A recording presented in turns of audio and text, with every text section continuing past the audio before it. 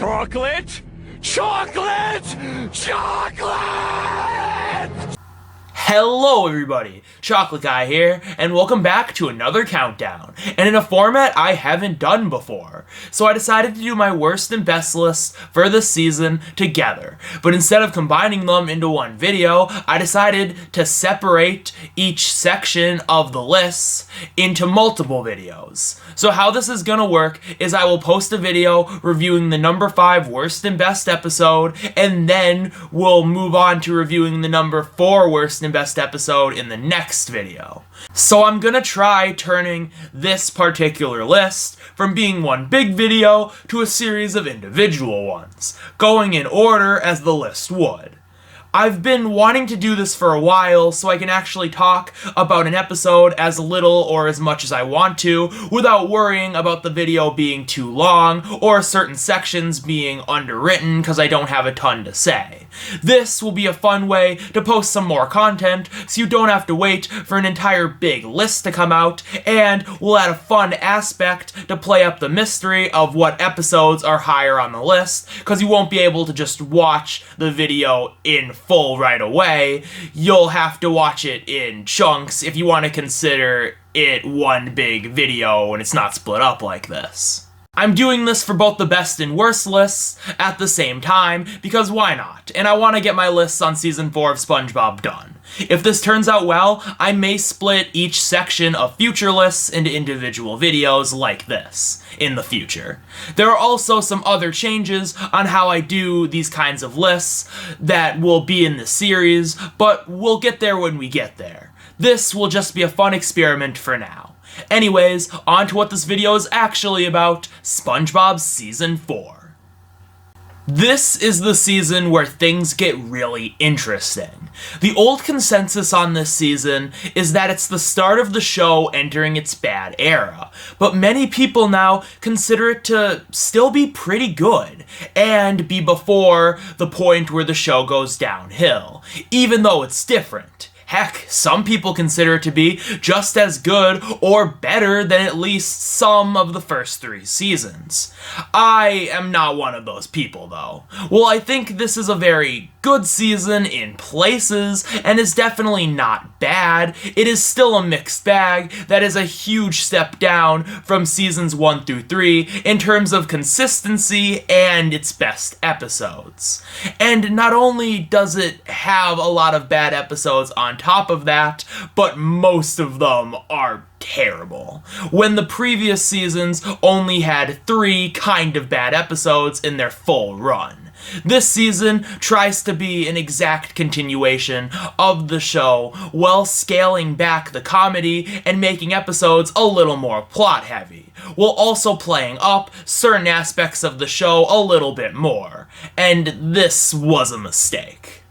Well, not every episode follows this format, a lot of them do, and it does the season no favors. Scaling back the comedy in favor of a more plot-centered set of episodes doesn't work because the show is too simple to flesh any of its plots out. So when there's very little comedy to fall back on, the episode fails. And look, I know I said I liked in the past when seasons had plots that were a teeny bit more fleshed out, but I meant that as in more stuff happened, making for a more interesting watch.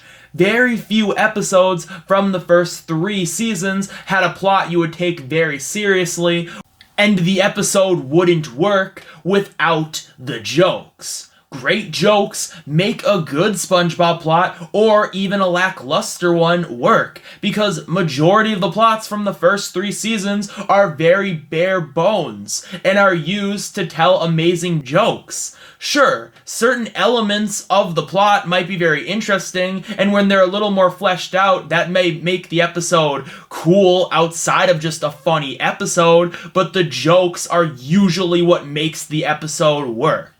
And that's the thing. Most of this season's problems can be summed up with not enough jokes to focus on the plot, which, as I've stated, just doesn't really work most of the time, even in the first 3 seasons. Most of those episodes, however, are more mediocre than anything. And while they do bring the season down, the absolute worst episodes here play up things that are already a part of the first 3 seasons, but are played up to be major annoyances here, like SpongeBob being annoying to Squidward, among other things. But we'll get there soon. With that said though, there are still a lot of really solid episodes. While nothing as good as the best of the last 3 seasons, the fact that this is a direct successor to Season 3 means there are some very funny episodes here. And the fact that the season puts more focus on its plots means even if it doesn't always work, there are some great episode ideas that really do pan out. But a lot of this season does end up going towards the middle, because as I said, most of those plot-based episodes just go in one ear and out the other, and fall more towards the middle. Still, I liked more here than I didn't. So, with all that said, because of all these reasons, there were some truly terrible and great episodes, and I'm ready to talk about all of them here. In this video, I will be discussing my number 5 worst and best episodes, so let's get into that. So here is my list of the top 5 worst and best SpongeBob Season 4 episodes.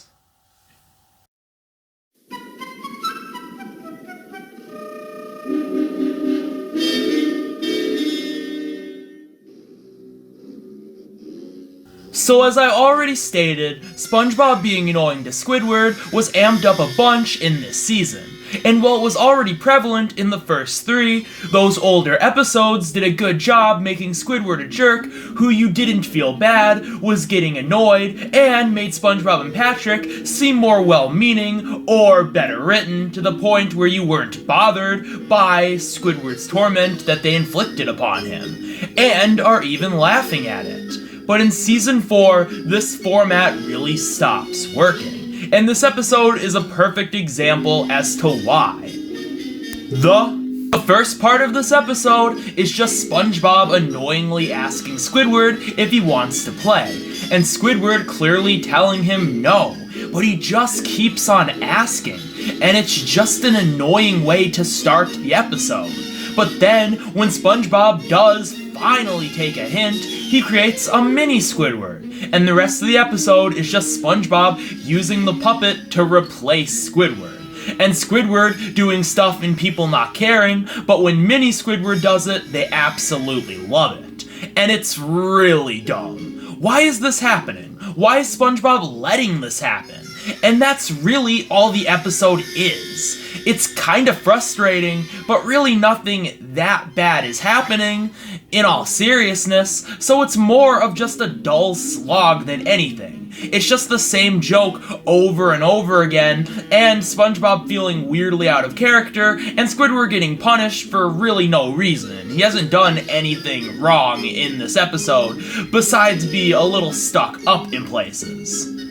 But, as I said, this episode is still more dull than anything, which is why it's not as bad as some other Squidward-centered episodes, but it's still a pretty crummy one.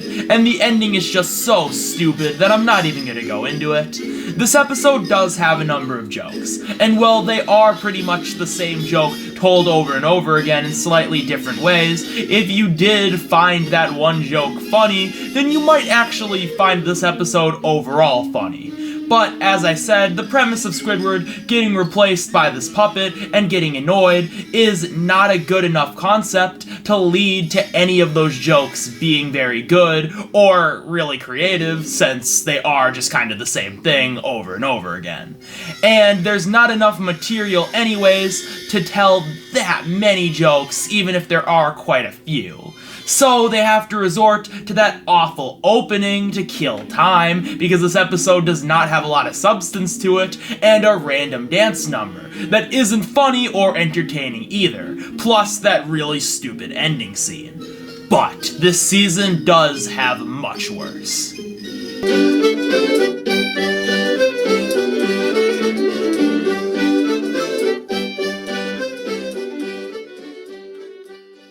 Now this is a really good episode that has a little more focus on the story, but that comes second to so many amazing jokes. We get more fun characterization stuff of Mr. Krabs here, through this fun opening where we learn more about his Navy days, and through this episode we get great characterization and amazing laughs involving him and SpongeBob as they try to go through with this weird scheme they've planned. The plot of this episode is a fun one that previous seasons would have done. It's so funny to see weak SpongeBob try to act tough in a sort of no weenies allowed kind of way, but with the fun twist of him trying to impress Mr. Krabs' friends and keeping up Mr. Krabs' tough guy image. And you also have the interesting aspect of Mr. Krabs using SpongeBob to keep that tough guy image alive, even though he is old and flab.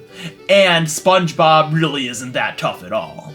And through this, there are so many great jokes about SpongeBob trying to keep this facade alive, and the close calls of this plan nearly getting ruined multiple times, until it inevitably does. It is just a really funny episode, but through the fun characterization we get to see here, and through the addition of Mr. Krabs' Navy buddies, and the message at the end about not hiding stuff to seem manly or cool, you get a more fleshed out story. Not too fleshed out, and without the comedy this episode wouldn't really work, because it's more of an added plus than a selling feature, but it does make for an interesting episode.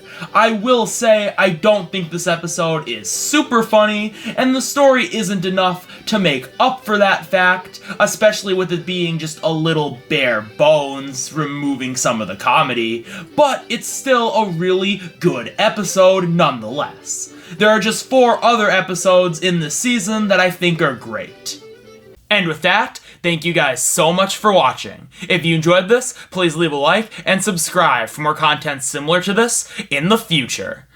As well as leaving a comment down below on what you thought of the episodes in this video and what you think will be higher on this list. Lastly, links to videos I've made on this channel and the music I used in this video will be in the description. And with all that said, stay tuned for the next video in this series, and until then, this is Chocolate Guy signing off.